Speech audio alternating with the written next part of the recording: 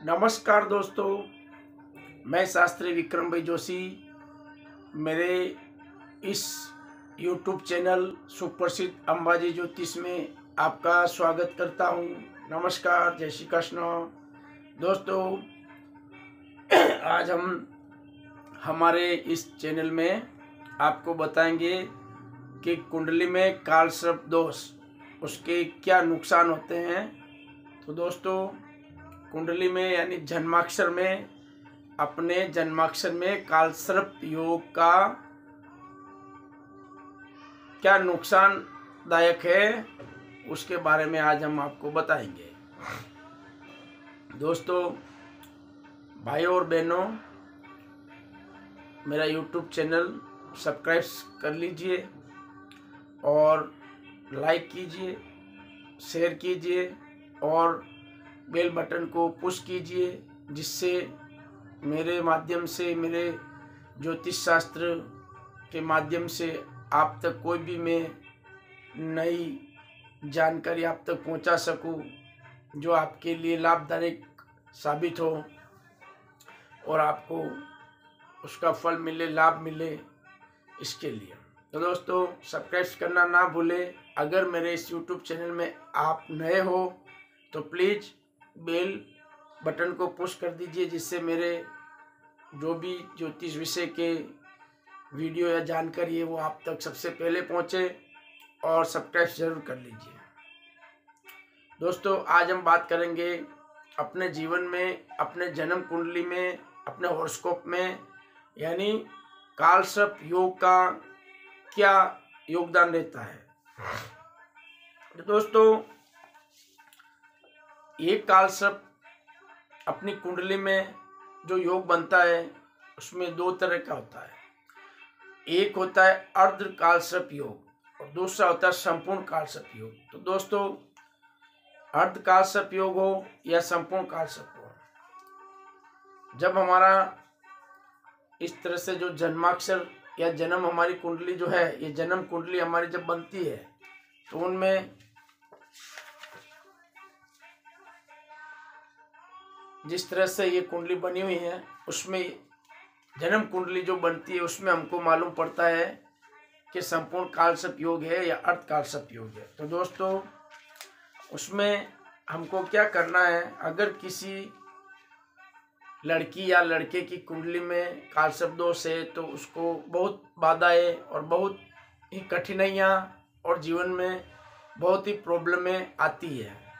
तो दोस्तों, इस कालसर्प योग से छुटकारा पाने के लिए हमको कालसर्प योग विधि यानी कालसर्प योग की विधि करानी पड़ती है।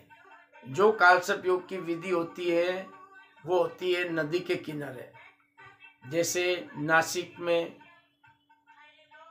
त्रिमकेश्वर में और चाणोद में, वासद में, इस तरह से जहाँ उज्जैन में जहाँ नदी होती है और देव स्थान होते हैं, वहाँ नदी के तट पर इस विधि का संपूर्ण योगदान होता है और पूरा वहाँ ये विधि को किया जाता है। तो कालसर्प योग हमारे जीवन में बहुत ही प्रॉब्लम कर सकता है और अपने जीवन में प्रॉब्लम में वो भी होती है। तो दोस्तों, कालसर्प योग એટલે सांप यानी काला सांप, जो कालसर्प इसको ही बोला गया है कि जैसे सांप जहरीला होता है, इसी तरह से ये योग जहरीला है। तो हमारी कुंडली में ये बहुत ही नुकसान करता है और कालसर्प योग की पूजा करानी बहुत ही जरूरी होती है। तो जिस लड़के लड़की के कुंडली में जन्माक्षर में अगर कालसर्प योग है तो उसकी पूजा करानी बहुत जरूरी है। तो इसकी पूजा होती है नाग के ऊपर, यानी चांदी का नाग बनता है, तो चांदी के नाग बनाकर और लड़का हो या लड़की उनको वहाँ बिठाया जाता है और 4-5 घंटे की ये विधि होती है कालसर्प योग की।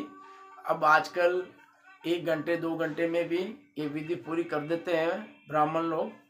तो दोस्तों, 3-3.5 घंटे की पूरी ये विधि करनी पड़ती है कालसर्प योग की, जिससे आपका कालसर्प योग दोष जो है वो दूर होए और आपके जो रुके हुए कार्य वो आगे बढ़े। जैसे कि दोस्तों, कालसर्प योग में क्या होता है, एक तो जैसे व्यापार वृद्धि या फिर कोई नौकरी धंधे में हमारा काम आगे नहीं बढ़ता है और हमारा भाग्य जो चमकना चाहिए, भाग्य बढ़ना चाहिए आगे, वो नहीं बढ़ता है और भाग्य स्थिर रूप से रुक जाता है। तो भाग्य में लिखा है वो तो मिलना ही है, लेकिन उस भाग्य को आगे बढ़ाना और अपनी किस्मत को चमकाना भी हमारा कार्य होता है कि भाई हमारे घर दोस्त किस तरह से हमको नड़ते हैं या किस तरह से हमारे कुंडली में दोष पड़े हैं। दोष कुंडली में हजारों होते हैं, तो दोषों को दूर किया जाता है और एक माध्यम है कुंडली और एक ज्योतिष, और ये शास्त्र एक ऐसा माध्यम है जिससे हम हमारे मन की शांति और हमारे कार्य को कोई बाधाजनक होने से हम उसको बचाते हैं इस पूजा पाठ से। और पूजा पाठ सदियों से चली आ रही है, तो विधि का विधान सच है और विधि भी सच होती है। कई लोग मानते नहीं हैं तो वो उनकी भावना है, लेकिन कालसर्प योग होता है और उसका निवारण कराना चाहिए, जिससे अपने जीवन में जितनी कितनी भी बाधाएं आ रही है वो बाधाएं दूर हो जावे और उन बाधाओं को दूर करके हमारे जीवन में हम प्रगति करें, उन्नति करें और आगे बढ़ें। तो दोस्तों, जीवन की हजारों समस्याएं होती हैं, उन समस्याओं को दूर करने के लिए हमारे जन्म के समय जो कुंडली बनती है, उस कुंडली में ऐसे ऐसे ग्रहों में बैठ जाते हैं जिससे हमको कुछ न कुछ प्रॉब्लम में चलते थे, लेकिन समय अनुसार उनका निवारण, पूजा पाठ, विधि विधान, अनुष्ठान, उनका पूजा कराने से वो ग्रहों की शांति होती है और ग्रहों के दोष दूर होते हैं और अपना भाग्य काम करता है और अपने कार्य में जो बाधा रूप जो भी कोई ग्रह बनता है वो अड़ता है और रास्ते से दूर होता है, अपने कार्य बनने लगते हैं। इसी तरह से दोस्तों, कुंडली में अगर कालसर्प योग है तो कालसर्प योग की विधि कराना बहुत जरूरी है।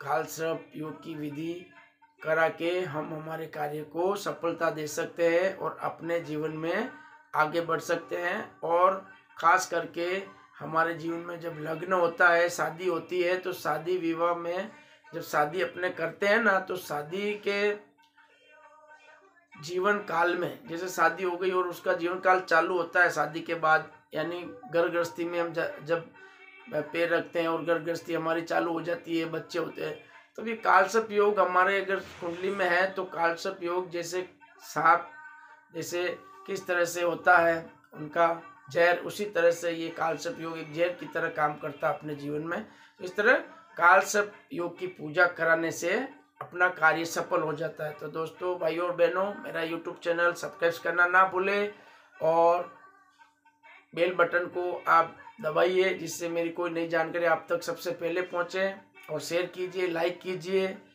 और इस कालसर्प योग के बारे में जो मैंने बताया है पूजा विधि विधान, आप मेरे स्क्रीन पे दिए हुए नंबर पे मुझे कॉल करके और भी ज़्यादा जानकारी आप मुझसे ले सकते हैं। इसकी पूजा विधि विधान किस तरह से करानी है, कैसे करनी है, उसकी भी आप जानकारी मेरे से ले सकते हैं। तो दोस्तों, आज कालसर्प योग के बारे में जो मैंने बताया है वो आपके जीवन में लाभदायक हो सकता है।